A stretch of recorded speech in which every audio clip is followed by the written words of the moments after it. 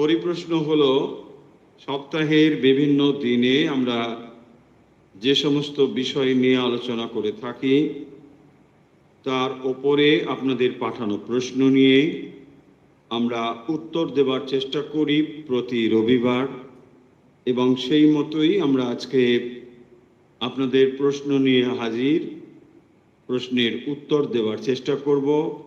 আপনারা প্রশ্ন পাঠিয়েছেন হোয়াটসঅ্যাপে, আমাদের হোয়াটসঅ্যাপ নাম্বার 9903985960-তে। তাই আমরা শুরু করছি আপনাদের সরাসরি প্রশ্ন যা আপনারা পাঠিয়েছেন হোয়াটসঅ্যাপে। আমরা তার এক এক করে উত্তর দেওয়ার চেষ্টা করছি।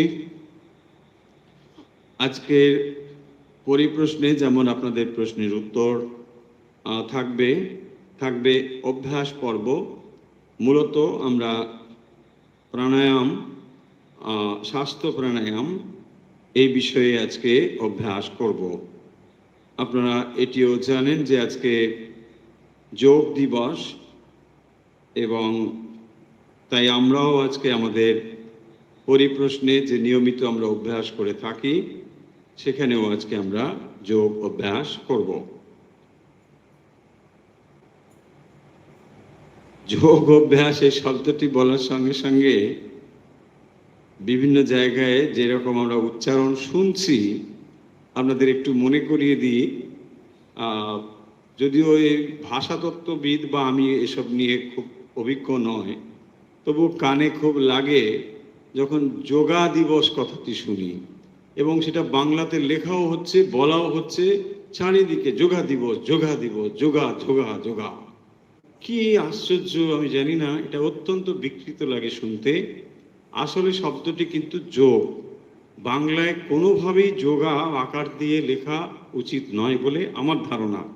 যারা শুনছেন যদি বিশেষজ্ঞ থাকেন মতামত জানাবেন, আমি নিশ্চয়ই সংশোধন করে নিতে রাজি আছি।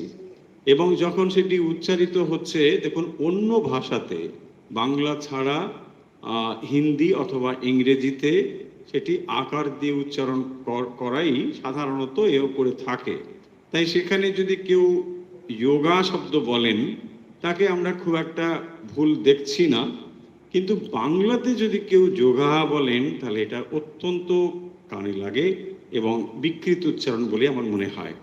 আজকে এটি বিকৃত বলে বলা হচ্ছে, দেখা যাবে যদি এটাই চলতে থাকে বছর দশেক পরে, 10 বছর হয়তো যেতে হবে না, যখন আমরা এটিকে যোগা যোগা বা যোগ বলবো তখন দেখবেন বলছে না এটা আপনি ভুল বলছেন, যোগাটাই ঠিক, এটাই এসে যাবে।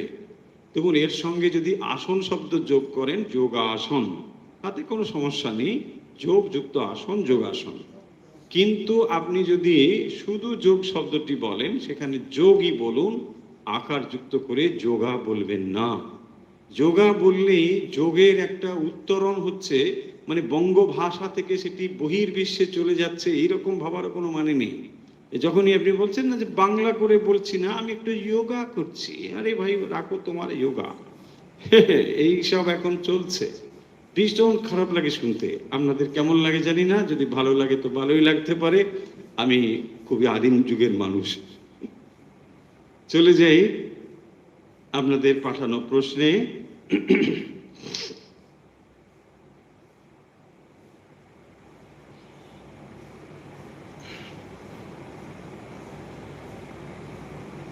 আপনারা প্রশ্ন পাঠিয়েছেন, আমরা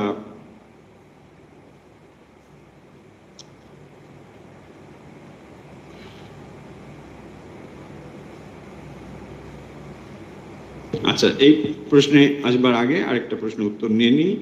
আমরা গত সপ্তাহে যে প্রশ্ন পেয়েছিলাম সেখানে এই প্রশ্নটি ছিল, আপনার উত্তর আমরা দিচ্ছি একটু পরেই। অন্য একটা প্রশ্নের উত্তর দিয়ে দিই। রাজেশ সামন্ত বাঁকুড়া থেকে প্রশ্ন পাঠিয়েছিলেন, চরপট পঞ্চরিকা স্তোত্রম এর অর্থ বলতে।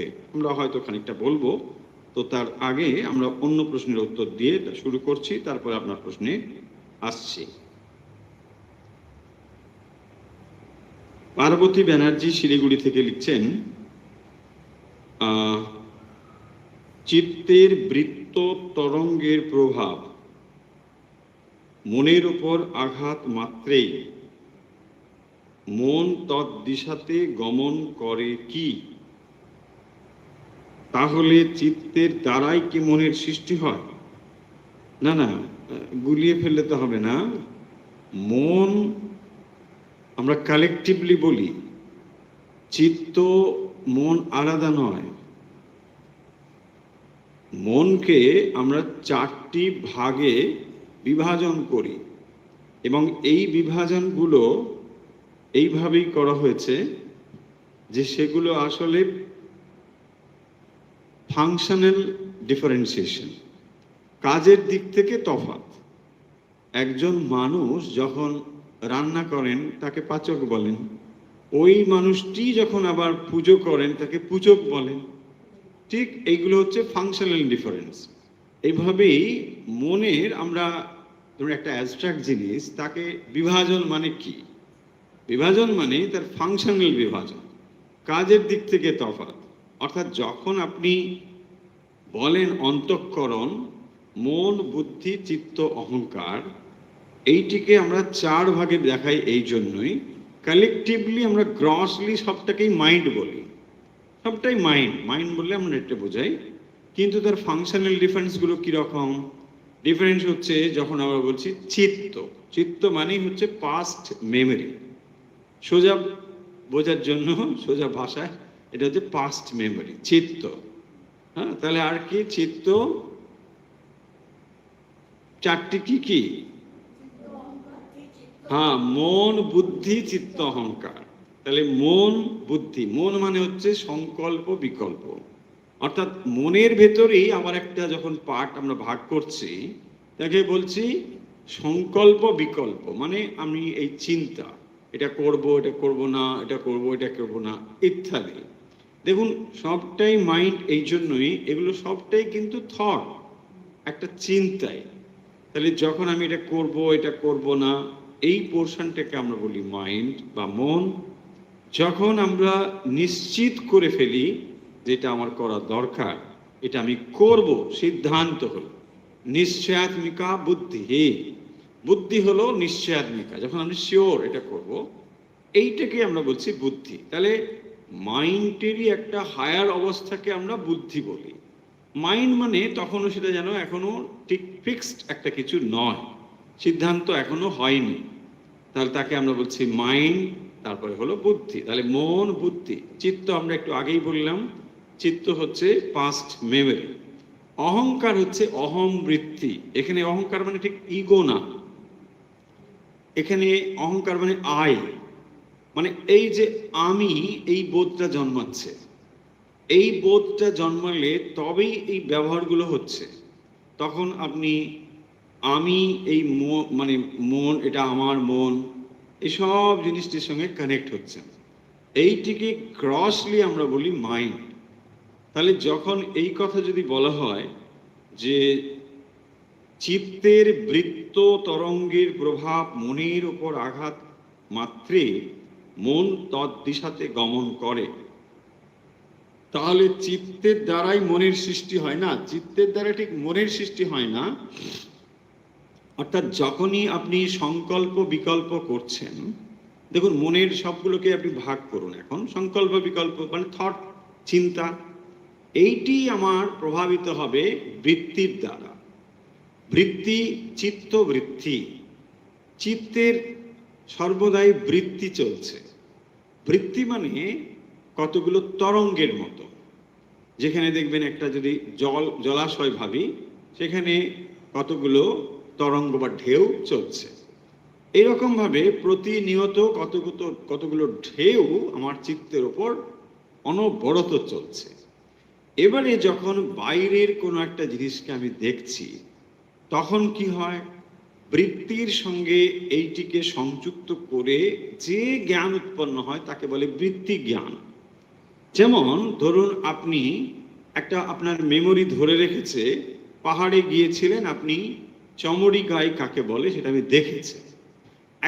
এখন চমড়ি গাই আপনি ধরুন অন্য জায়গায় দেখছেন, তখন কি হবে? ওই পাস্ট মেমোরি এই গাইটিকে দেখার সঙ্গে সঙ্গে এই গাভীর স্মৃতি আপনার যে তরঙ্গে ধরা রয়েছে এটার সঙ্গে ওটা ম্যাচ করে দিল যে ও আরে এটা এর মতো। এই যে আপনি কথা বলেন, সেটা কি হয়?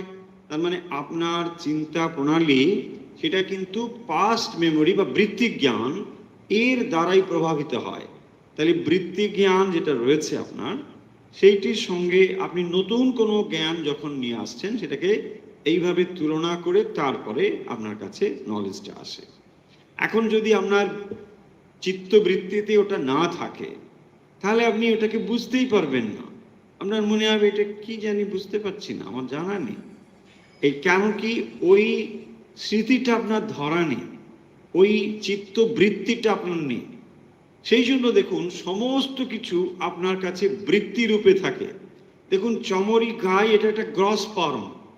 আজকে চমরি গাইটা আপনার কাছে নেই, গাইটা আছে নেই তো, কিন্তু ওইটা আপনি দেখেছিলেন, ওই থটটা আপনার ব্রেনে রয়েছে, ওটাই হচ্ছে বৃত্তি জ্ঞান। এই বৃত্তি জ্ঞান এখন কি রয়েছে, শুধু একটা আপনার থটস। এই থটটাই হচ্ছে আসল জিনিস। দেখুন এই আপনার ব্রেনে যেমন এই থটটা চিত্তবৃত্তি অহংকার ইত্যাদিতে রয়েছে, বিশ্ব প্রকৃতির কাছেও এই মন বুদ্ধি চিত্ত অহংকার রয়েছে। যখন নতুন সৃষ্টি আবার হয় না, একটা থেকে সৃষ্টি থেকে আবার কল্প থেকে নতুন কল্প হচ্ছে, কি করে হয়? এই বিশ্ব প্রকৃতির কাছে এই চিত্তবৃত্তি ধরা থাকে। তিনি যখন মন করছেন যে এই সৃষ্টিতে এবারে এই প্রকাশিত হোক, সঙ্গে সঙ্গে সবগুলো এরকম হয়ে যাবে। বোঝা গেল? সো গ্রস জিনিসটা কিন্তু খুব ইম্পর্টেন্ট নয়, সার্টেন জিনিসটা ইম্পর্টেন্ট, যেটা আপনার কাছে ধরা রয়েছে বৃত্তিক জ্ঞান। এই বৃত্তিক জ্ঞান যেমন মানুষের ভেতরে, এই বৃত্তিক জ্ঞান তখন প্রকৃতির ভেতরে রয়েছে, যিনি সৃষ্টি করছেন। আছে না ঠাকুরের কথা, দেখুন কি সিম্পল ভাবে বলছেন। বলছেন ওই ওই নেতা কেতার হাঁড়ি থাকে না, ওইখানে সমুদ্র ফেনা, হ্যাঁ, একটা বীজ হেনা তেনা ওইসব দিয়ে বেঁধে ওটাকে রেখে দিল। তারপরে অনেক দিন পরে আছে, আবার যখন হবে ওইখান থেকে সব ছড়িয়ে দিল দানাগুলো। সো সিম্পল ন? কিন্তু ওর ভেতরে বিশ্ব প্রকৃতি বোঝাচ্ছেন যে তিনি কি করেন, এই সবগুলোকে বৃত্তিক জ্ঞান রূপে ধরে রাখবেন। যখন নতুন কল্প হবে, ধরুন এই কল্পটা শেষ হয়ে গেল, নতুন যখন কল্প হবে তাহলে কি হবে? এই ঘোড়া নিয়ে যেতে হবে, হাতি নিয়ে যেতে হবে, না নাহলে আবার পরে ঘোড়া হবে কি করে?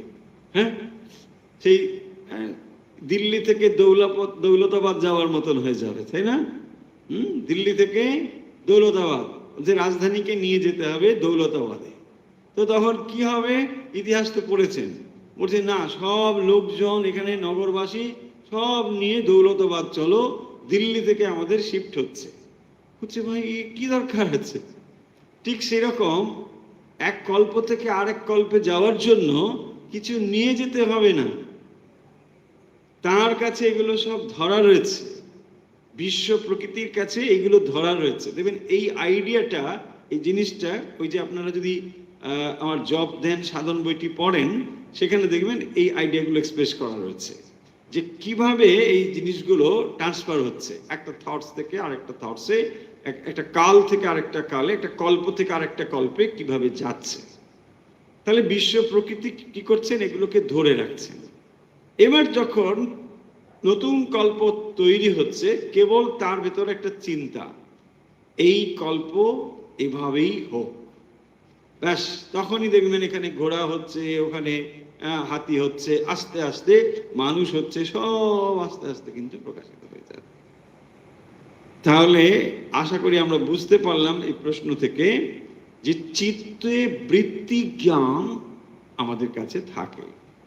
এবারে যে কোনো বস্তুকে আপনি দেখছেন, সব সময় এটাই চলে আমাদের ভেতরে, তার সঙ্গে আমরা সাদৃশ্য অথবা সাদৃশ্য নয়, যার ভেতরে সাদৃশ্য নেই, এটা আপনি দেখে বলেন না এটা ঠিক গরুর মতো নয়, এটা আপনি বলেন, তার মানে গরুর নলেজটা আপনার ভেতরে রয়েছে, এটা এক্স্যাক্টলি নয়, তাই আপনি বলেন এটা এর মতো নয়, অথবা বলেন যে এটা এর মতো। এই যে মিলিয়ে মিলিয়ে বলেন, পার্থক্য থাকলেও আপনি সেটাকে বলছেন, মিল থাকলেও বলছেন, এই জিনিসটি কিন্তু এইভাবেই চলতে থাকে। আশা করি আপনার প্রশ্নের উত্তর পেয়েছেন। এবারে যে প্রশ্নের উত্তর তখন দিলাম না, সেটি এখন আমরা দিয়ে ফেলি। প্রশ্নটি হচ্ছে, চর্পট পঞ্চরিকা স্তোত্রম, এর এর অর্থ কি ইত্যাদি এটি আপনি জানতে চেয়েছেন। চর্পট পঞ্চরিকা স্তোত্রম কে প্রশ্ন করেছেন রাজেশ সামন্ত, বাঁকুড়া থেকে। আমাদের নিয়মিত আপনি প্রশ্ন পাঠান, শোনেনও। চর্পট পঞ্চরিকা স্তোত্রম, আপনি যা লিখেছেন আপনার প্রশ্ন আগে আমরা পড়িনি। চর্পট কথার অর্থ চর্পটা নয়, কথাটা হচ্ছে চর্পট। চর্পট পঞ্চরিকা স্তোত্রম, চর্পট পঞ্চরিকা। আমরা বানানটা বলে দিলে কি আপনাদের বুঝতে সুবিধা হবে? চর্পট কি হবে? চরপট, চ রেপ নাকি, পয় রেপ, তারপরে ট, আকার হবে না।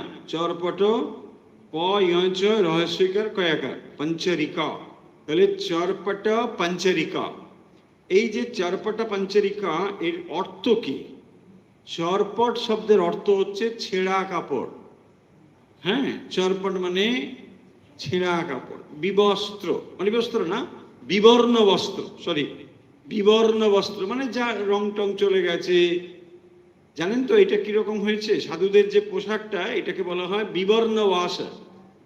এখন কালারফুল নানা রকম পরে একেবারে আধুনিক যুগে আমরা নানা রকম সব পরছি টরছি, কিন্তু ট্র্যাডিশনালি এই পোশাকটা ছিল বিবর্ণ বাস। বিবর্ণ মানে শ্মশানের কাপড়।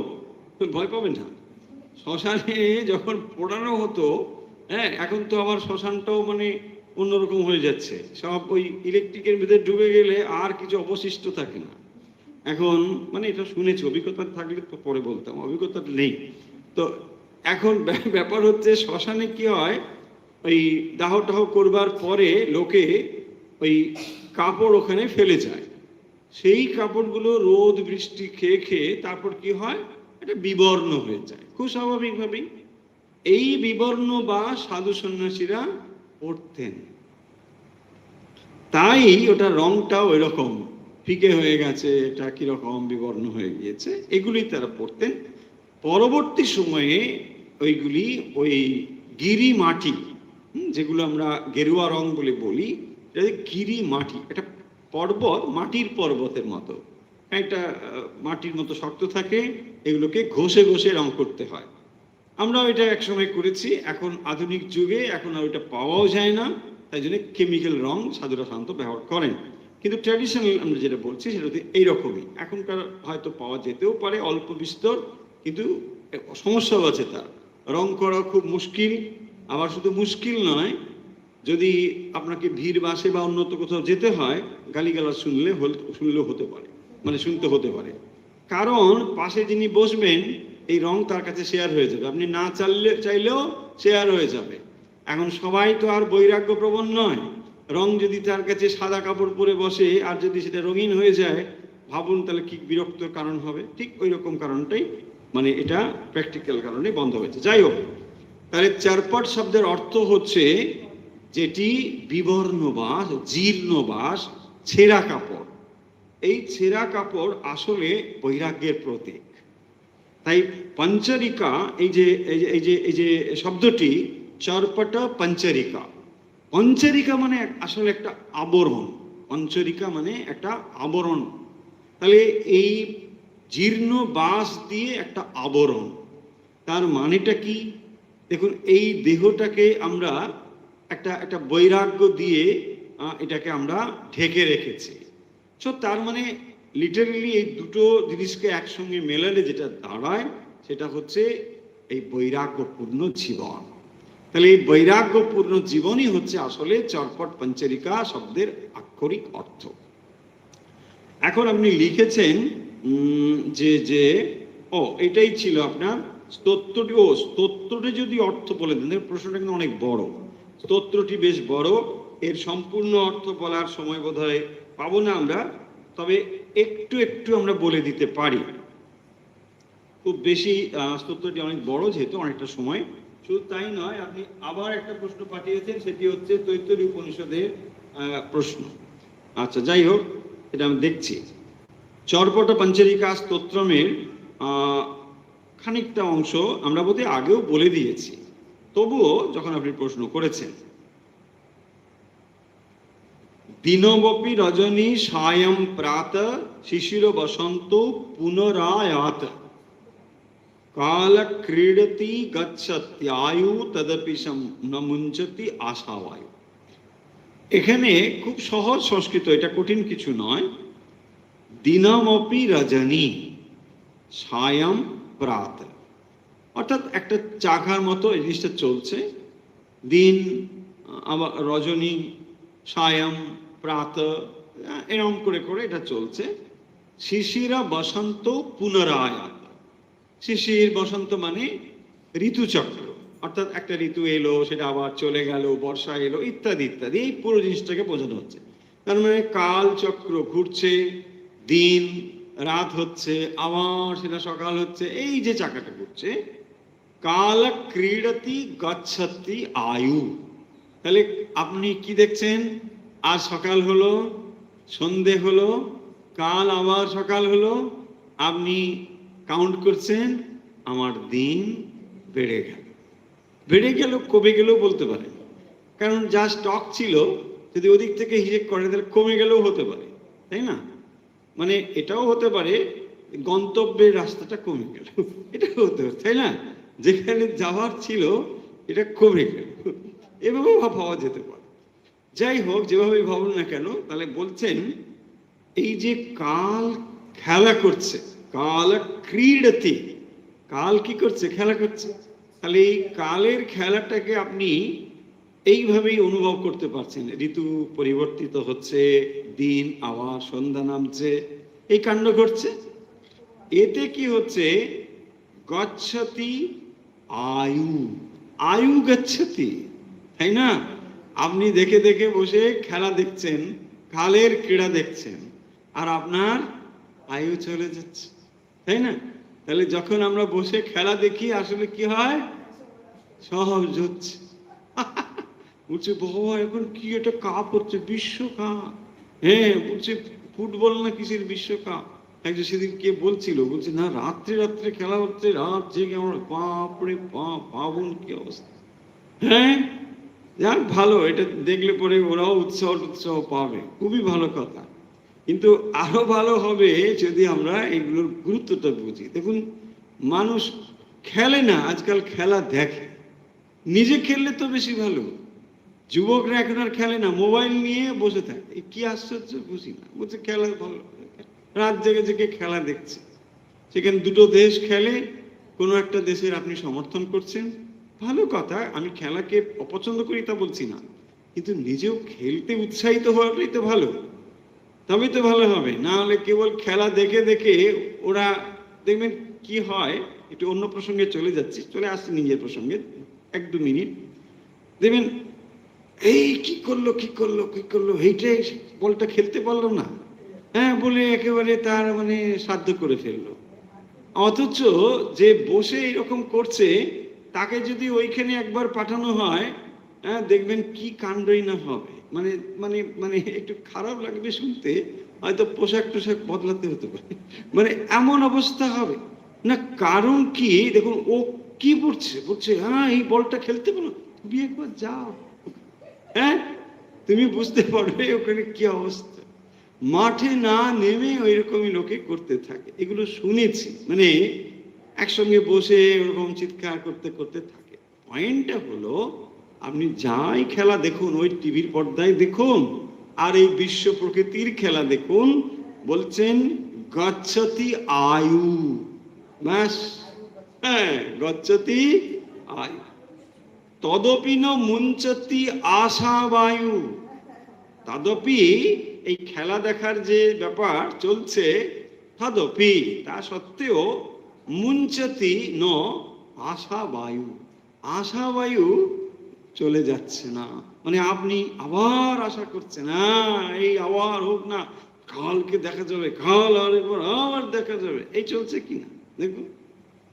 মানে আশা আমাদের এমন ভাবে বেঁধে রেখেছে, আশাও একটা মোহ, আশাও একটা মোহ, এটাই বেঁধে রেখেছে। এবং কি গভীরে আমাদের বেঁধে রেখেছে এই আশা, সেটাই বলছেন এখন। দেখুন, ভারী সুন্দর এটি, বৈরাগ্য উৎপাদনের অত্যন্ত সুন্দর এই স্তোত্রটি, যে এইভাবে কিন্তু আশা আমাদের কাউকে ত্যাগ করছে না।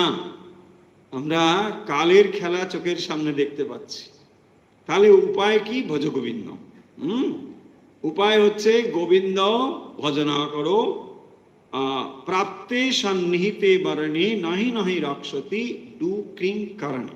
এর আক্ষরিক অর্থ ডু ক্রিং করণে মানে ধাতু পাঠ যখন করা হয় তাতে এইটি রয়েছে ধাতু পাঠে। ধাতু পাঠ মানে সেটাও বলে দিই, পাণিনির ধাতু পাঠ আছে। পাণিনির ব্যাকরণ নাম শুনেছেন? পাণিনি সংস্কৃত ব্যাকরণ। সেই ব্যাকরণে মানে যখন পড়তে হতো ট্র্যাডিশনালি যে সংস্কৃত ব্যাকরণ, সেখানে ধাতু পাঠ আছে। ধাতু পাঠ মানে হচ্ছে আমরা যাকে ক্রিয়াপদ বলি, ইংরেজিতে বা বাংলা ভাষাতে ক্রিয়াপদগুলো, ভার্বগুলো, এই ভার্বগুলো রুট ওখানে পড়তে হতো। ধরুন আপনি ক্রি ধাতু পড়বেন, ক্রি মানে করা। এই যে করা ধাতু, এইটির অনেক রকম ফর্ম রয়েছে, মানে মানে মানে টেন্স অনুযায়ী, পুরুষ অনুযায়ী তার ডিফারেন্স ফর্ম রয়েছে। এই ফর্মগুলো জানার যে পদ্ধতি, তাকেই আমরা বলি ধাতু পাঠ। সেইখানে ওগুলো পড়তে হয়। এই ধাতুগুলোর কি মানে, যে রুট ধাতুটা, ধরুন ক্রি ধাতু, লিক ধাতু, পট ধাতু, এরকম একটা ধাতু আছে। এই ধাতুগুলোর মনে রাখার জন্য একটা ফর্মুলা আছে। সেইগুলোর একটি হচ্ছে এখানে ডু ক্রিং করণে। ক্রিং করণে, ডু ক্রিং করণে, এইভাবে সেটাকে পড়তে হতো। মানে এর আক্ষরিক অর্থটি হচ্ছে যে যখন ব্যাকরণ পড়া, তো ব্যাকরণ আপনি কখন পড়ছেন? যখন আপনার হাতে সময় টময় রয়েছে, আপনি ছোটবেলায় এখন ব্যাকরণ পড়ছেন, এই ধাতু পাঠ, অমুক পাঠ, এইসব করে করে আপনি ক্রিয়াপদ শিখছেন, ভাষা শিখছেন, সব ঠিক আছে। প্রাপ্তে সন্নিহিতে মরণে,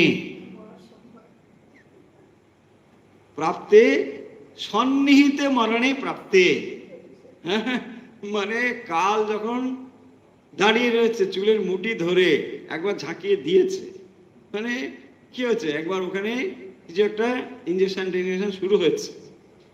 নয় নয় রক্ষতি ডু ক্রিং করণে। সো তার মানে এখানে আক্ষরিক অর্থ হলো ব্যাকরণ পাঠ আদি। তার মানে অন্য জাগতিক বিষয়ের চর্চা আপনার আর কি প্রয়োজন? ওগুলি করে হবে, সেইটি বলছেন, শুধু ব্যাকরণ নয়। হ্যাঁ, আপনি পড়ে বসে বসে, না এখন একটু না গল্প বই পড়ি। দেখুন, গল্প বই পড়তে পারেন, কোনো ক্ষতি নেই, কিন্তু এই গল্পের বই আপনি কখন পড়ছেন? যখন নহি নহি রক্ষতি ডু ক্রিং করণে প্রাপ্তে সন্নিহিতে মরণে, মৃত্যু কাল উপস্থিত। বলছেন ভাই, বৈরাগ্য তো এইরকম। যদি বৈরাগ্য এরকম অবস্থা, তাহলে আর তুমি অন্য দিকে এসব সময় নষ্ট করো কেন? ডু ক্রিং করণের আর সময় আছে? এই জন্যই বলছেন এখন আর ওগুলো নিয়ে সময় নষ্ট করো না, এখন প্রস্তুত হও। কারণ এই তো খেলা দেখতে দেখতে কাল ক্রীড়তি গচ্ছতি আয়ু, আয়ু চলে যাচ্ছে, তাই না? একটার পর একটা আয়ু চলে যাচ্ছে। ভারী সুন্দর অবজারভেশনটা লক্ষ্য করুন। তারপরে বলছেন, আমরা একটু এগিয়ে যাই দ্রুত। অগ্রে বন্যী পৃষ্ঠে ভানু, রাত্র চুবুক সমর্পিত জানু, করতল ভিক্ষা তরুতল বাস, তদপিন্ন মুঞ্জতি আশা পাশ। কি অপূর্ব দেখুন। অগ্রে বন্যী, বন্যী মানে আগুন। কিরকম? অগ্রে বন্যী মানে সামনে শীতের সময় খুব ঠান্ডা পড়েছে, তখন কি হবে? বৃদ্ধ বয়সে সামনে বলছে অগ্রে বন্যী, সামনে আগুন টাগুন রয়েছে, ঠান্ডা, তাই না? বৃদ্ধ বালক, ঠান্ডা একেবারে। অগ্রে বন্যী পৃষ্ঠে ভানু মানে সূর্য ওখানে পিঠ দিয়ে বসেছে, কারণ নাহলে তো ঠান্ডা, কি করবে? রাত্র চুবুক সমর্পিত জানু, রাত্রে তো এই দুটোর কিছু নেই, তখন কি করবে? সমর্পিত জানু চুবুক, মানে এমন উবু হয়ে বসেছে, জানুর ভেতরে মুখটাকে ঢুকিয়ে কোনো রকম করে ঠান্ডাটাকে থেকে বাঁচছে। দেখুন বৃদ্ধের অবস্থাটা তুলে ধরেছেন এখানে, কতকাল আগে লেখা হয়েছে। দেখুন, অগ্রে বন্যে পৃষ্ঠে বানু রাত্রৌ চুবুক সমর্পিত জানু, এইভাবে মানে কিছু নেই, বৃদ্ধ অবস্থা প্রাপ্ত হয়েছে, তার পোশাক আশাক কিছু নেই। দেখুন পোশাক থাকলে পরে তখন ঠান্ডা কোনো কিছু করতে পারে না, কিন্তু যিনি এইরকম অবস্থা, তারপরে বলছেন করতল ভিক্ষা তরুতল ওয়াস, মানে আরো কিরকম অবস্থা সে বোঝানোর জন্য বলছেন করতল ভিক্ষা, ভিক্ষা পাত্র নেই, হাতে ভিক্ষা, হ্যাঁ, করতল ভিক্ষা তরুতল ওয়াস, থাকার কোনো জায়গাও নেই, গাছের তলায় যেখানে সেখানে পড়ে থাকে। তদপি ন মুঞ্চতি আশা পাশ, হ্যাঁ, তবুও আশা তাকে ছাড়ে না, সে বসে বসে দেখছে কালকে এইটা হবে, হ্যাঁ, এই আজকে ভিক্ষা করে এই একটা পেয়েছি, এইটাই কালকে আমার রান্না করে খাওয়া হবে, ফিস্টি হবে। দেখুন তাহলে কি গভীরে মানুষের আশা এই পিণ্ডটাকে ধরে রাখার, এই দেহ পিণ্ডটাকে ধরে রাখার জন্যে কত দূর পর্যন্ত মানুষের কি নিরন্ন অবস্থা এখানে। অগ্রে বন্যী পৃষ্ঠে ভানু রাত্র চুবুক সমর্পিত যান, কিছু নেই, এত একেবারে দরিদ্র হতদরিদ্র অবস্থা, তবুও কিন্তু ওই আশা তাকে ছেড়ে যায় না। তারপরে দেখুন এইটাই পুরো স্তোত্রের ভেতরে একটা মানব জীবনের সমস্ত জিনিস তুলে ধরা হয়েছে।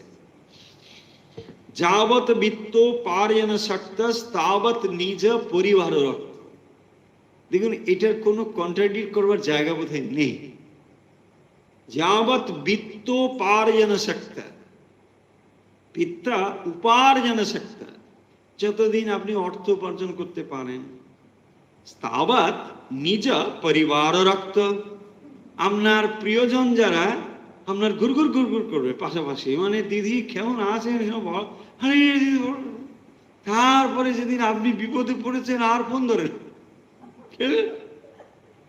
কি অবস্থা বাবু, হ্যাঁ, আর ফোন ধরে বলছি না রে ভাই ভীষণ ব্যস্ত আছে, সেটুকু বলার নেই, ফোন বললেন যাবৎ বিত্ত পার্জন শক্ত তাবৎ নিজ পরিবার রক্ত, হ্যাঁ, হ্যাঁ তোমার মতো লোক হয় না, কি ভালো কি ভালো কি ভালো, তাই না?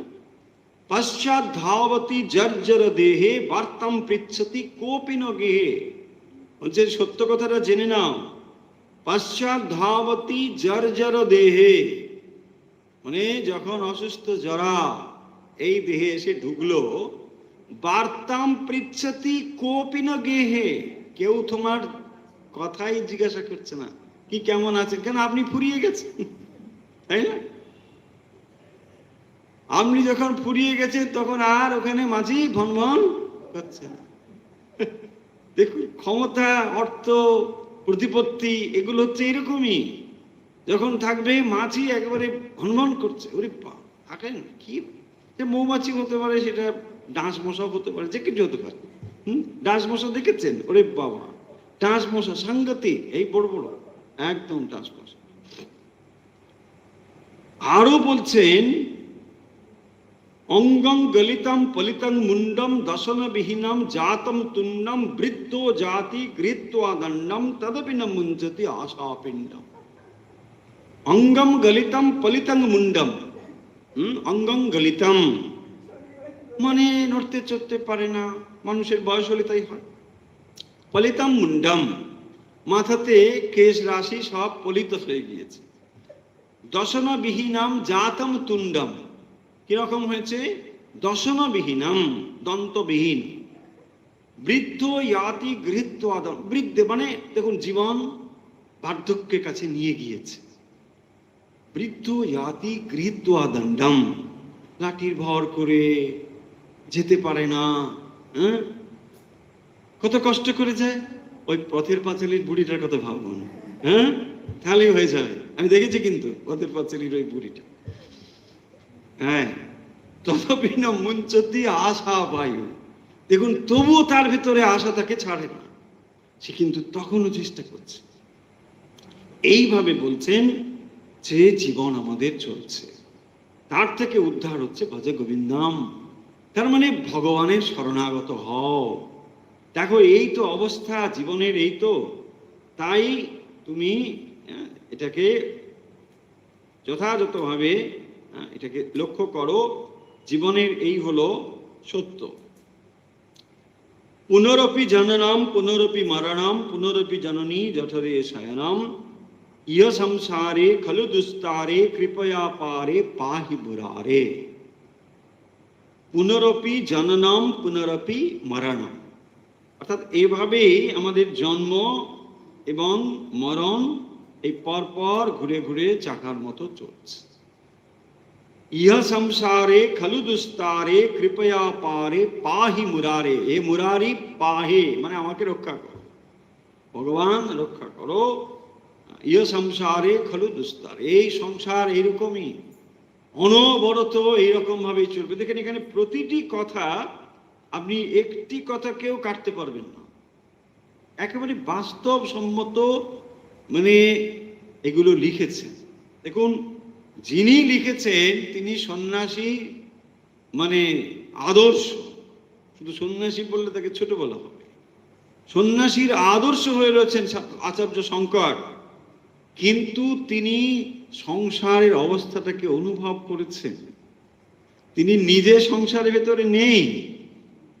ঠাকুর কি বলছেন, যে সংসারে নেই, দেখবেন যে বলছে দাবা খেলে না, সে দূর থেকে চালটা কিন্তু বলে দিতে পারে। এই যে বৈরাগ্য চূড়ান্ত তিনি অনুভব করেছেন, সংসারের সমস্ত কিছুকে তিনি জানেন। এইরকমই তো সংসার। অথচ দেখুন, আমাদের মোহ কাটে না। এত করে বর্ণনা করার পরেও, এত কিছু অনুভব করবার পরেও বলছেন যে ওই লাঠি নিয়ে চলছে, এত কষ্ট, তবুও আশা তাকে ছাড়ে না, সে জীবনকে ধরে রাখার জন্য চেষ্টা করে। কি কঠিন পরিস্থিতি, তবুও হয়তো দেখবেন তার ভিতরে একবারও মনে হয় না যে ভগবানের দিকে মন দিই, তাই না? এরকম কত মানুষ আছে, বলছে না না, ওসব ভগবান টগবান কিছু নেই, হ্যাঁ, আমাকে আমার কথা ভাবতে হবে, কঠিন ভাবে এই করছে। এই কথাগুলো এখানে রয়েছে। আজকে আর বেশি এগোচ্ছি না, অনেক কথা রয়েছে এখানে, সেইগুলো আমরা পরে কখনো সময় পেলে নিশ্চয়ই দেখার চেষ্টা করব। আচ্ছা, পরের প্রশ্ন ছিল, তৈত্তরীয় উপনিষদ, না প্রশ্ন কিছু না, তৈত্তরীয় উপনিষদের প্রথমের অংশটি শুনতে পাইনি, পরে ক্লাসে বললে ভালো। ঠিক আছে, আমরা পরের ক্লাসে সেটি আলোচনা করে দিয়েছি অলরেডি। আজকের প্রশ্নে আমরা যারা পাঠিয়েছেন তাড়াতাড়ি দেখছি। আচ্ছা, নন্দিতা দত্ত বেহালা থেকে লিখছেন, সোষ্ণুতে সর্বান কামান, এই কথার অর্থ কি?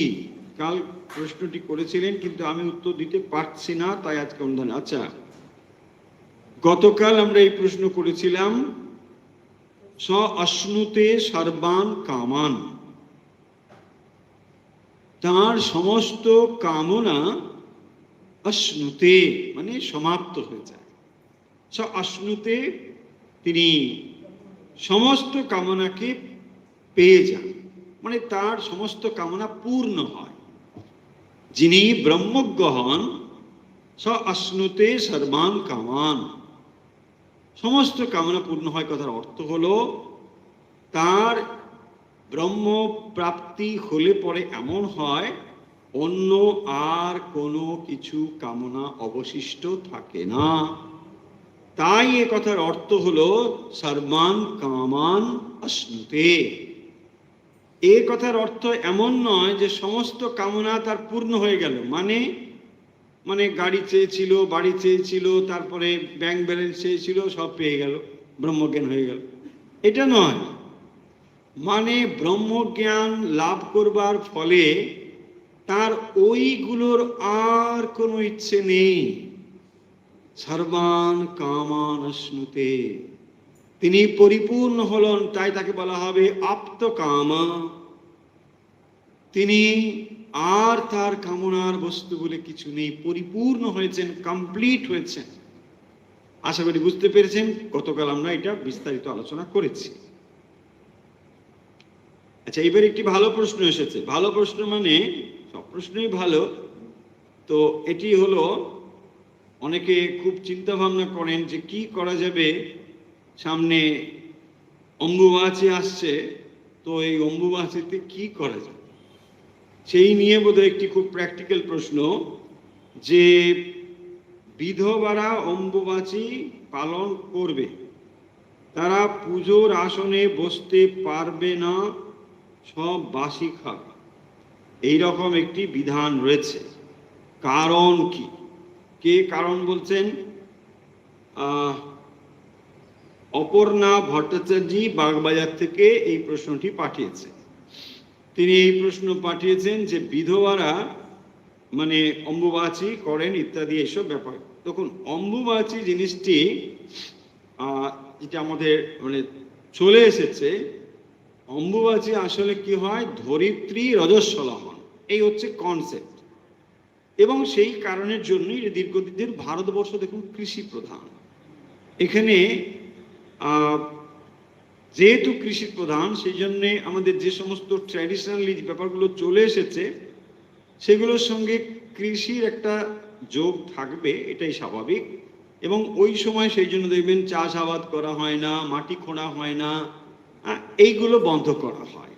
মানে ধরিত্রীকে আমরা জননী রূপে দেখছি, আর ওই সময়গুলোকে আমরা ভাবছি তিনি যেন রজস্বলা হচ্ছেন, ফলে আমরা এই সময় এই কাজগুলো করব না। এইটাই হচ্ছে কনসেপ্ট। এটাকে মানে আমরা যেভাবে লোকাচার করে ফেলেছি, এর কোনো খুব একটা শাস্ত্রীয় কিন্তু মানে মানে মানে সাপোর্ট নেই, যে তন্ত্রে এরকম বলা আছে এগুলো না, এগুলো একটা লোকাচার। এটা লোকাচার চলে এসেছে। অনেকে আবার এর প্রশ্ন করেন যে ঠাকুর মাকে কি করব ওই দিন, এই করব না সেই করব, অনেকে বলে কাপড় দিয়ে ঢেকে দেবো, কিচ্ছু করতে হবে না। পরিষ্কার বলে দিচ্ছি, আপনার যে সাধন ভজন যা করবার সেটা অবশ্যই অবশ্যই করে করবেন, এটা কোনো দিন বাদ দেবেন না।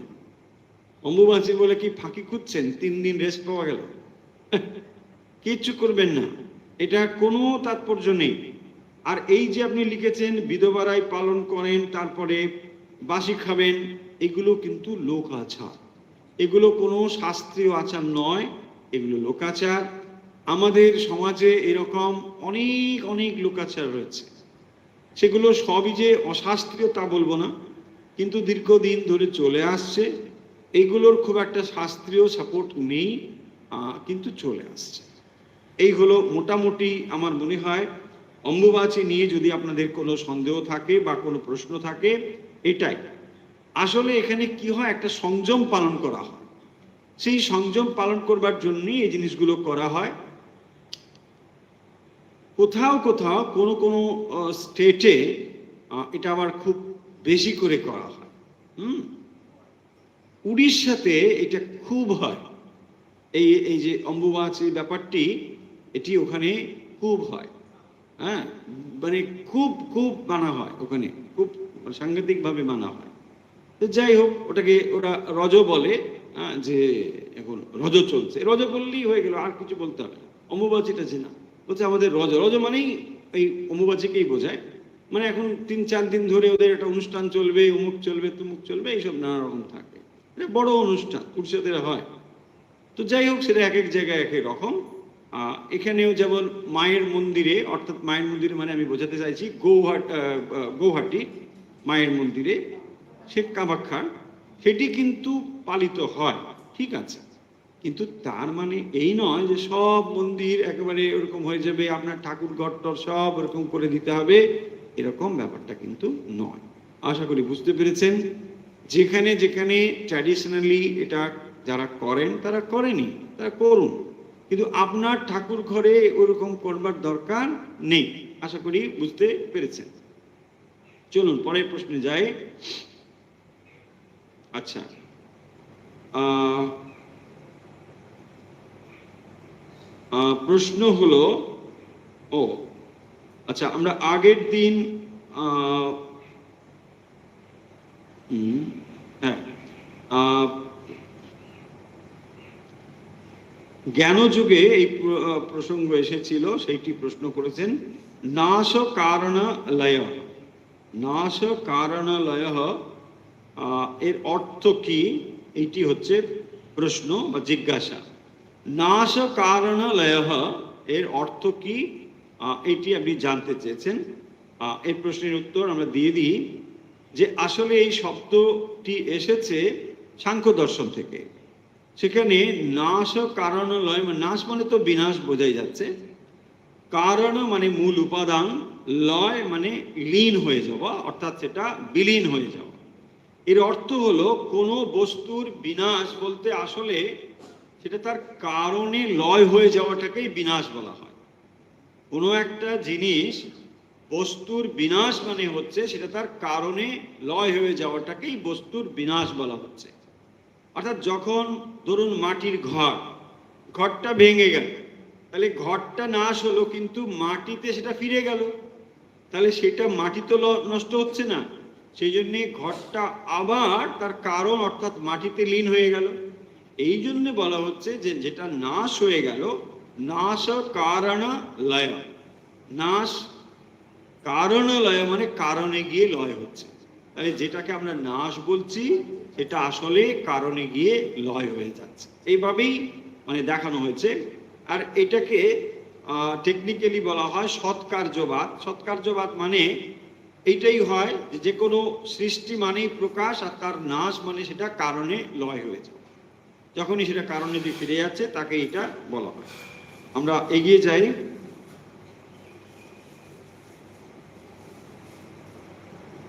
আচ্ছা, এটি লিখেছেন বণিক, করুণা বণিক, আহমেদাবাদ, গুজরাট থেকে। আমাদের নিয়মিত শোনেন। আচ্ছা, এ মাসে আহমেদাবাদ থেকে জপযজ্ঞে ছিলাম, দুটোর মধ্যে অনেক তফাৎ বারবার অনুভব হচ্ছিল। মানে কি তফাৎ? এখানে এলে ভালো নাকি দূর থেকে বেশি ভালো, সেটা কিন্তু স্পষ্ট করে বলেননি। আমরা ধরে নিচ্ছি এখানে এসে বেশি ভালো। হ্যাঁ, যদি তাই হয় নিশ্চয়ই, তাহলে তো বলবো আপনি আসুন, তাহলে এলেই ভালো হবে। আর নিশ্চয়ই এটা ঠিক কথাই, যখন আপনি বাড়িতে বসে দেখেন, সেটা বড় পর্দায় দেখুন, মানে মোবাইল ফোনেই দেখুন, একটানা 3 ঘন্টা আপনি কোথাও বসে হয়তো দেখা হয় না, অনেক কারণ থাকতে পারে, কিন্তু যখন আমরা এখানে থাকি কখন সময় চলে যায় আমরা বুঝতেই পারি না। একটার পর একটা এমন সুন্দরভাবে সাজানো থাকে এবং পরিবেশ এত সুন্দর হয়, যতই আমাদের মানে প্রতিকূলতা থাকুক না কেন, ধরেই নিচ্ছে ধরুন জোরে জোরে পাখা ঘোরে, শব্দ হয়, ইত্যাদি ইত্যাদি ইত্যাদি, বসার খুব একটা ভালো আয়োজন নেই, চেয়ারগুলো কুশন নেই, ইত্যাদি ইত্যাদি, এসব ধরে নিয়েও বলছি, তবুও যে পরিবেশটুকু তৈরি হয় সকলের সমবেত প্রচেষ্টায়, সেটা কিন্তু অসাধারণ। এটা আপনারা যারা যুক্ত হয়েছেন তারাই বলেন বলে বলছি, মানে নিজের কথা নিজে বলছি। আচ্ছা, তাই আপনাকে অনুরোধ, আপনি এসে অংশগ্রহণ করুন, আর তার সঙ্গে সঙ্গে প্রসাদও আছে, বাড়তি প্রসাদও পাওয়া যাবে। আচ্ছা,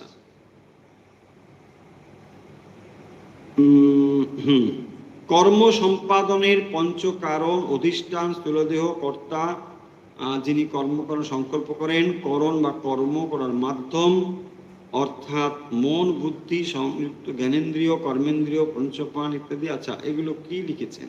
প্রশ্নটা কি? ও আচ্ছা, আপনার বোঝা ঠিক হয়েছে কিনা? বোঝা ঠিক হয়েছে, বোঝা ঠিক হয়েছে। রত্না ব্যানার্জি, কালীঘাট।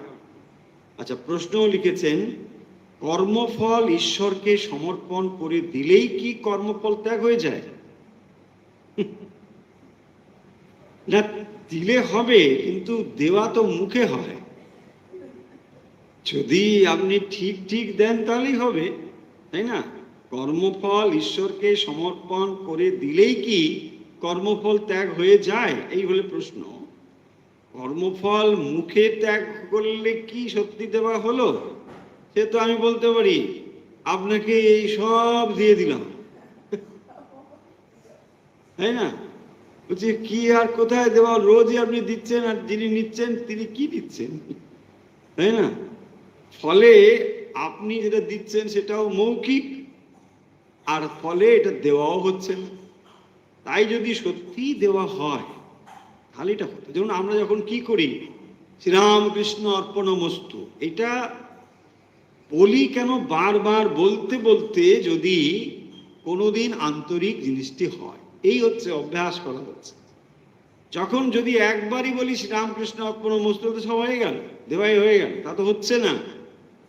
ওইটি বারবার বলে বলে অভ্যাস করার চেষ্টা করছি, তাই না? না হলে তো একবার দিলেই সব হয়ে গেল, তাহলে আর দেওয়ার কিছু নেই। না, প্রশ্নে কোনো ত্রুটি নেই। লিখেছেন যে প্রশ্নে ভুল, তাহলে ভুল তো কিছু নেই, কিন্তু একটি ভুল আমার চোখে পড়ছে, অনেক সময় থাকে। এই ভুল বানানটি কিন্তু ভুল লিখেছেন আপনি, এইটাই ভুল, আর কিছু ভুল নেই। ভুল বানান সব সময় হর্ষকার কি হবে, হিসুকার। দীর্ঘকার একেবারেই হবে না, মনে রাখুন, দীর্ঘকার একেবারেই হবে না। হয় দীর্ঘকার ল, এটা ভুল। হর্ষকার, সর্বক্ষেত্রে ভুল বানানটি হর্ষকার, ভুলটা ভুল লিখবেন না।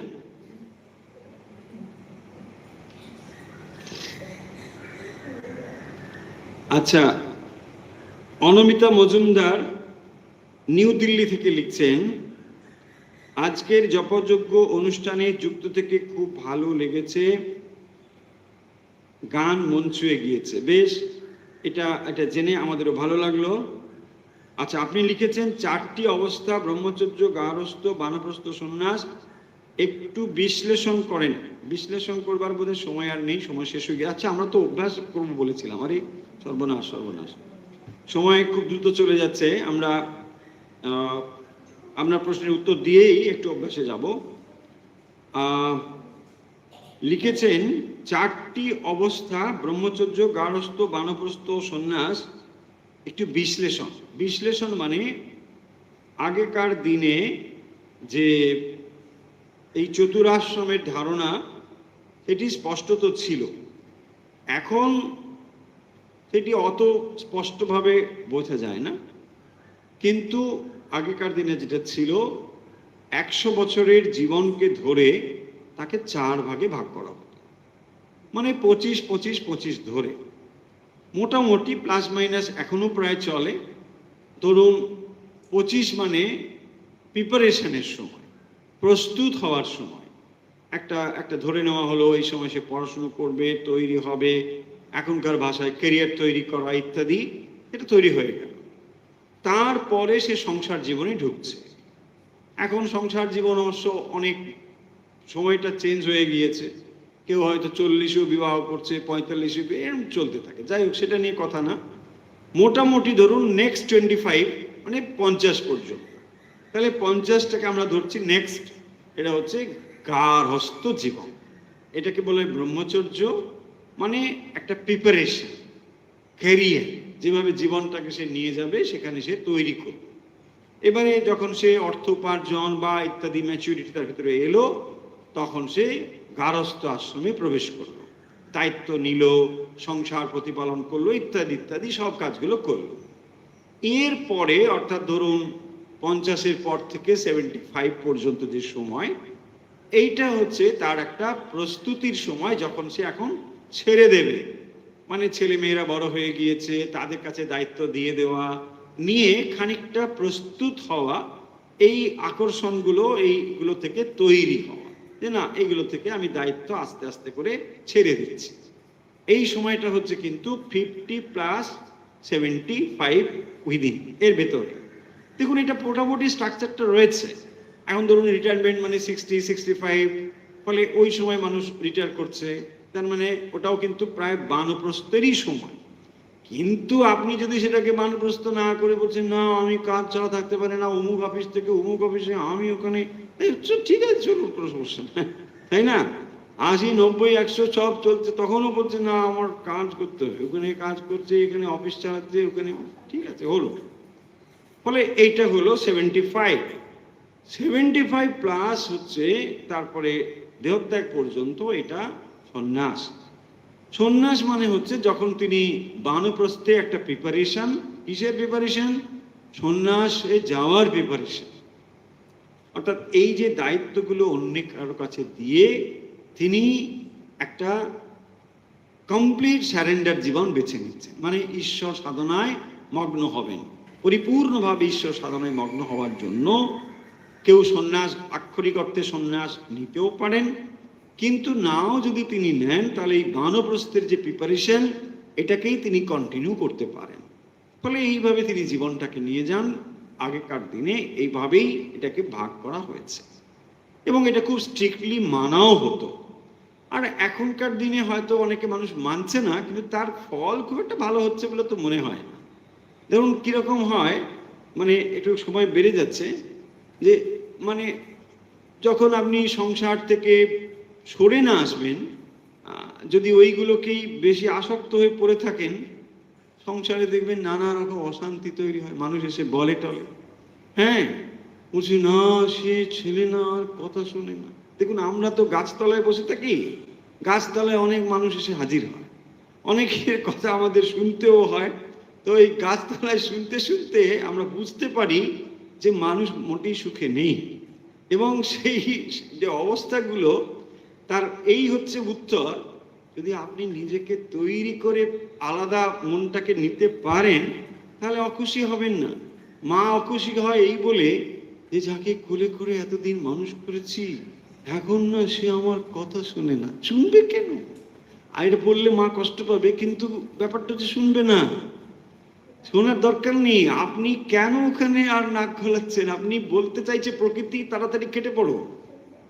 যদি আপনি তাড়াতাড়ি কেটে পড়েন খুব ভালো কথা, কেটে পড়ো মানে চলে যেতে বলছি না, মানে ওদের ইন্টারফারেন্স থেকে আপনি উইথড্র করে নিন, আপনি তৈরি হয়ে যান, তাহলেই দেখবেন ওরা আপনার কথা শুনবে না। আর যদি না শোনে আপনার দুঃখ পাওয়ার কোনো কারণ নেই।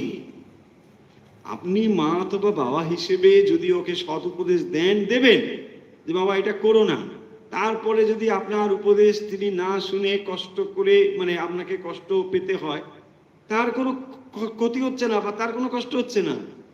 তো ফলে সে যা করে করুক না, যদি কষ্ট পায়, যদি সে ঠকে যায় কোথাও, যেতে দিন, ওটা তার দরকার। তাকে আঘাত পেতেই হবে, কষ্ট তাকে পেতেই হবে। যে দায়িত্ব মা প্রকৃতি নিচ্ছেন সে দায়িত্ব আপনার থেকে চলে গেল। মাই তাকে পৃথিবীতে এনেছে, বিশ্ব প্রকৃতি। যদি আঘাত দিয়ে তাকে শেখাতে হয় তিনিই শেখাবেন। আপনার এত বেশি আকর্ষিত হওয়ার কোনো কারণ নেই। এই আসক্তি থেকে আমরা বেরোতে পারি না বলেই কষ্ট পাই। চলুন তাহলে আমরা আজকের পরিপ্রশ্ন এখানেই সমাপ্ত করছি। আমরা দ্রুত একটু অভ্যাসে যাব যেহেতু বলেছিলাম, এবং আজকে কি ডে? হ্যাঁ, যোগা। যোগা, হ্যাঁ যোগা, সব যোগা। বাংলায় না বড্ড বিচ্ছি লাগে শুনতে, যোগ দিবস। যোগ বলতে কি সমস্যা আছে? যোগা চিত্রবৃত্তি নিরোধা। যোগ শব্দ হচ্ছে যোগা, যোগা নয়, যোগ। অ আছে, আ নয়।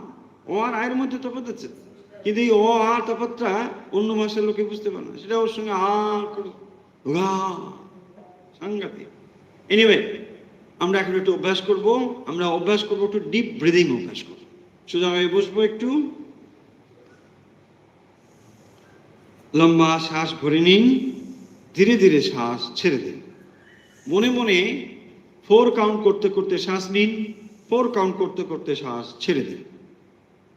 শ্বাস নিন 4 গুনতে গুনতে মনে মনে, শ্বাস ছেড়ে দিন 4 গুনতে গুনতে মনে মনে।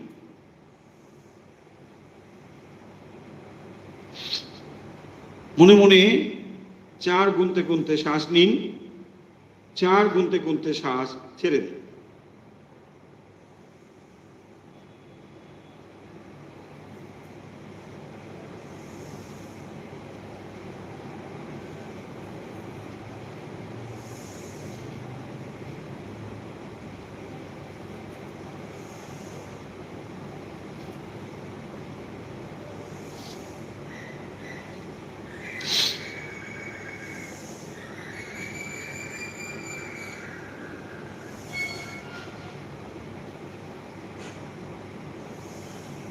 হয়েছে। এখন আমরা যে অভ্যাসটি করব এটি অনুলোম বিলোম টেকনিক্যাল নাম, মানে শ্বাস বাম দিকে নেব, ডান দিকে ছাড়বো, আবার ডান দিকে নেব, বাম দিকে ছাড়বো। শ্বাস শুরু করছি, বাম দিকে নিলাম, ধীরে ধীরে ডান দিকে ছেড়ে দিলাম, আবার ডান দিকে শ্বাস নিচ্ছি, ছেড়ে দিলাম বাম দিকে, কাউন্ট করব 1। আবার শ্বাস নিন ডান দিকে, বাম দিকে শ্বাস নিন, ডান দিকে ছেড়ে দিন, ডান দিকে শ্বাস নিন, বাম দিকে ছেড়ে দিন।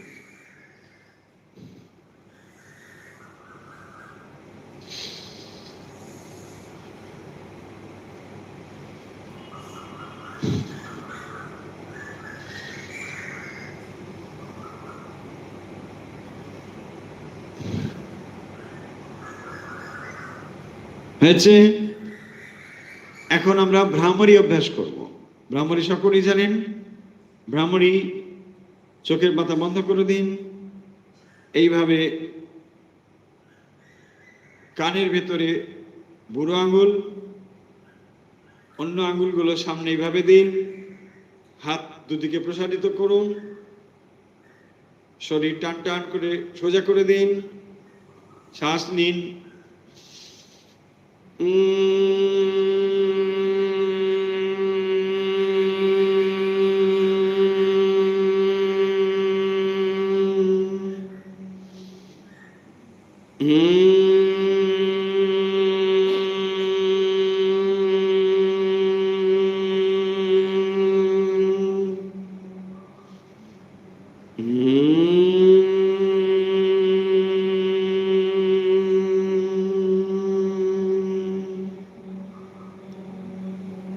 এইভাবে কয়েকটি সহজ প্রাণায়াম আমরা নিয়মিত অভ্যাস করতে পারি।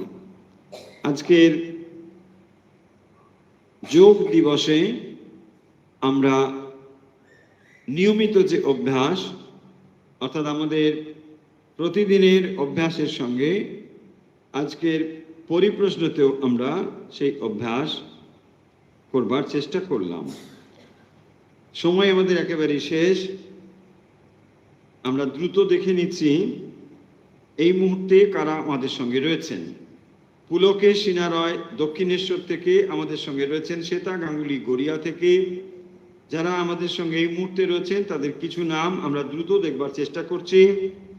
আমাদের সঙ্গে যারা রয়েছেন, রেখা চক্রবর্তী, প্রীতিরেখা চক্রবর্তী বেরহামপুর থেকে, শ্বেতা গাঙ্গুলি গড়িয়া থেকে, অনাদিনাথ সিনহা দক্ষিণেশ্বর থেকে, ইন্দিরা পোদ্দার ফ্রম হায়দ্রাবাদ, শ্বেতা গাঙ্গুলি গড়িয়া, সুমিতা চক্রবর্তী, ভাস্বতী মুখার্জি হাবড়া থেকে, জ্যোতি গাঙ্গুলি শ্রীরামপুর থেকে, পারমিতা সিনহা রয় বালুরঘাট থেকে, স্বপ্না দাস ফ্রম হাওড়া। দ্রুত আমরা দেখার চেষ্টা করছি। প্রজ্ঞা ভাদুরী শ্রীরামপুর থেকে, নন্দিতা সিনহা,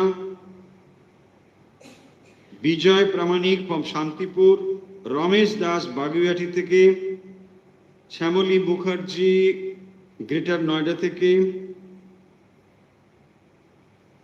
আশিস কুমার দত্ত রূপনারায়ণপুর থেকে, সুরূপা মিশ্র দিল্লি থেকে, অনিন্দিতা মজুমদার ফ্রম নিউ দিল্লি, সংযুক্তা মন্ডল দমদম থেকে, Shampa Das from Guwahati, Himanshu Nayak from Tamluk, Aruna Sai Barwan, Gopa Kasba, Soma Chakraborty from Delhi, Uma Banerjee, Tapasi Roy Barasat থেকে, গীতা বর্মন ফ্রম বাল্টিকুড়ি, সুজাতা সেনগুপ্ত ফ্রম পুনে, অশোক কুমার দাস পর্ণশ্রী থেকে, সুমিত্রা সরকার লেকটাউন থেকে, রত্না ব্যানার্জি কালীঘাট থেকে, বিশ্বজিৎ দেবনাথ ফ্রম রানাঘাট নীলিমা দাস বাগুইয়াটি থেকে, মনীষা দত্ত,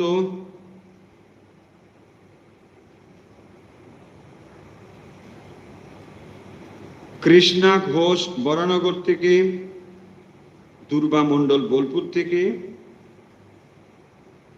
আমাদের আজকে আর সময় নেই। শিখা বল বর্ধমান থেকে, রিনা হাইত চিনারপাড় থেকে, ইতি দাস ফ্রম হায়দ্রাবাদ বলা হলো,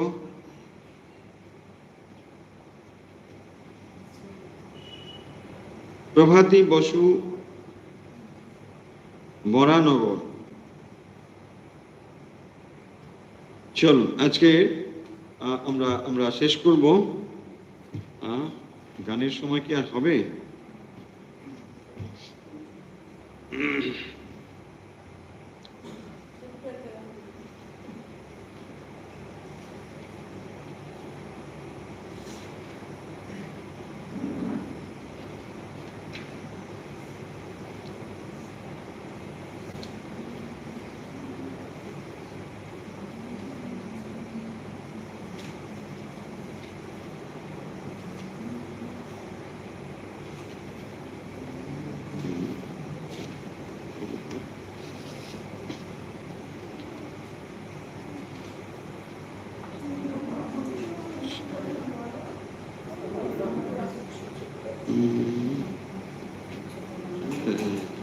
পাওয়াই যাচ্ছে না, অনেক গানই আছে পাওয়া যাচ্ছে।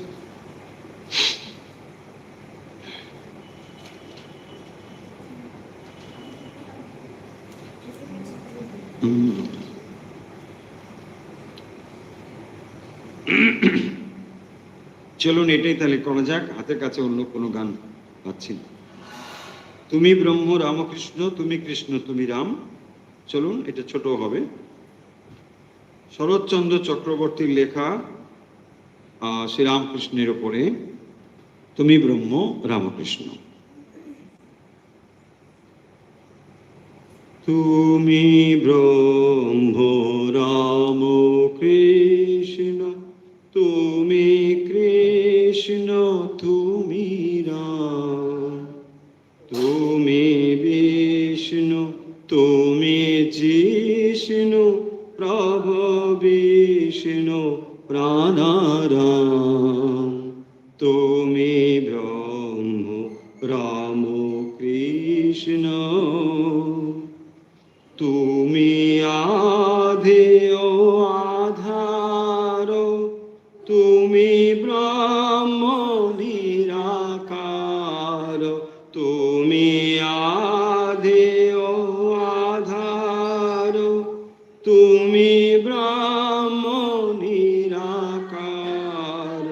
তুমি নর রূপধর, বিজিত কনক কাম।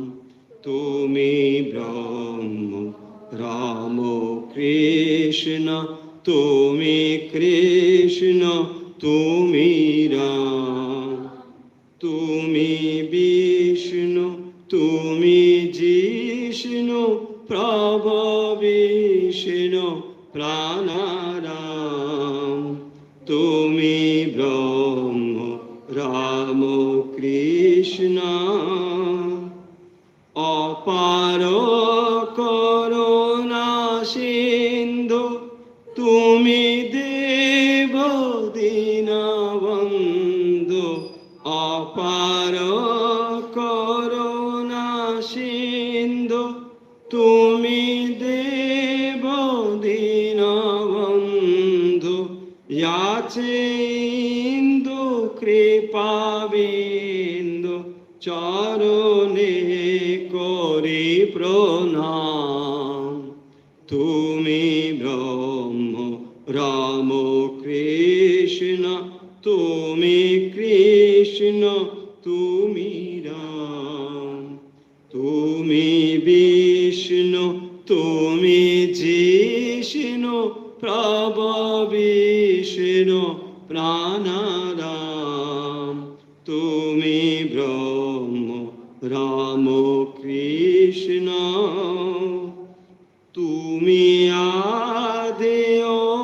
আধার, তুমি ব্রহ্ম নিরাকার, তুমি আদি ও আধার, তুমি ব্রহ্ম নিরাকার, তুমি নানারূপধর,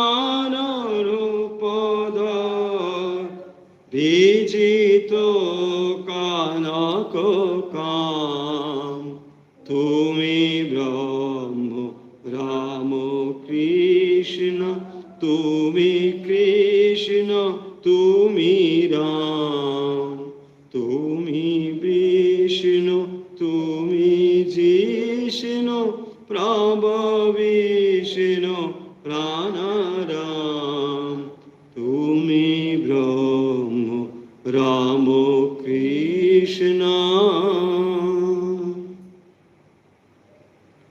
जय श्री गुरु महाराज जी की जय, जय महामाई की जय, जय स्वामी जी महाराज जी की जय, जय गंगा माई की जय। আজকের মতো পরিপ্রশ্ন অভ্যাস এখানেই শেষ হলো।